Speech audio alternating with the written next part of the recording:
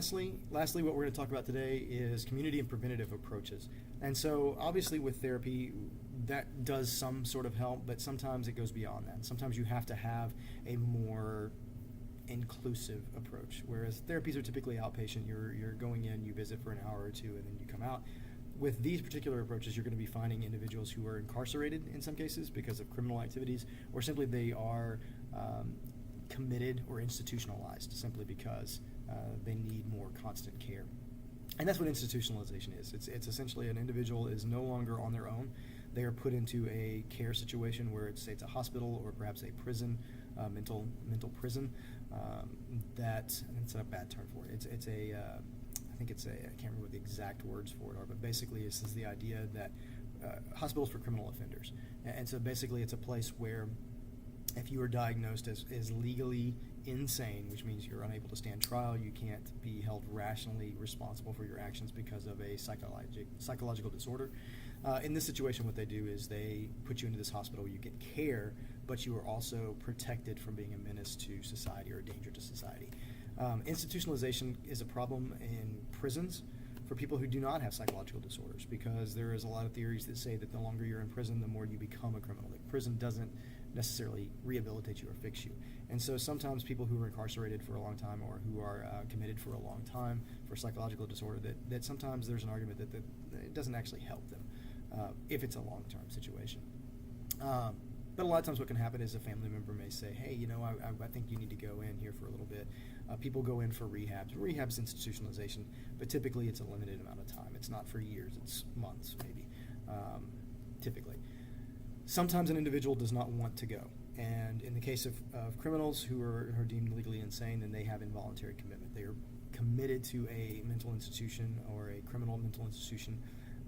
Other times it could be a situation where an individual is demonstrating that they are harm to themselves, and so they're involuntary committed by law. Perhaps a family member can step in, a parent or a loved one who can say, they can have the person declared legally incompetent to make decisions, and they could have them put in just to get care and protection, honestly.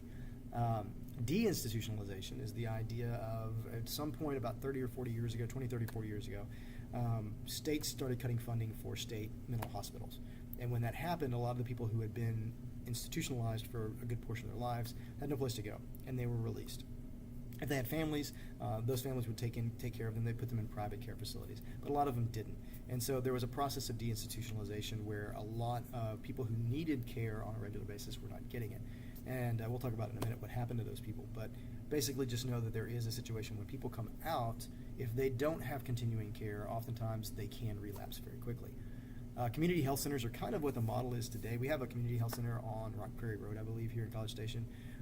They do a lot of in-house counseling. They can do short-term stays, I believe.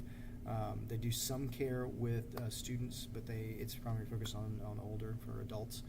They do some rehab stuff. They do some in-house therapy and that kind of thing. But these things are not, they're a little bit more free. You can kind of choose yourself when to come and go and that kind of deal. But a lot of community health centers are very limited on what they can do. They, like the one here, I don't think can hold for very long, and there's certain specialties. If you need a certain type of child therapy, you'd have to go to Austin or Houston to get it because it's not offered here. So the problems with community and preventative approaches, the big problem is going to be homelessness. Like I mentioned before, deinstitutionalization. A lot of people leave, and if they don't have family members, they don't have anybody that's a support system there for them, they don't know how to cope in society. And oftentimes they can get involved in things, they can lose competencies, they can actually end up on the streets living around as homeless. And so a large portion of the homeless population does have some sort of psychological disorder. And part of that is that they don't have the money to afford it. And the big part is they don't have a support system. They don't have family or somebody who's watching out for them. In some cases they do have family, but family feels like they've given them enough chances, and they can't help anymore.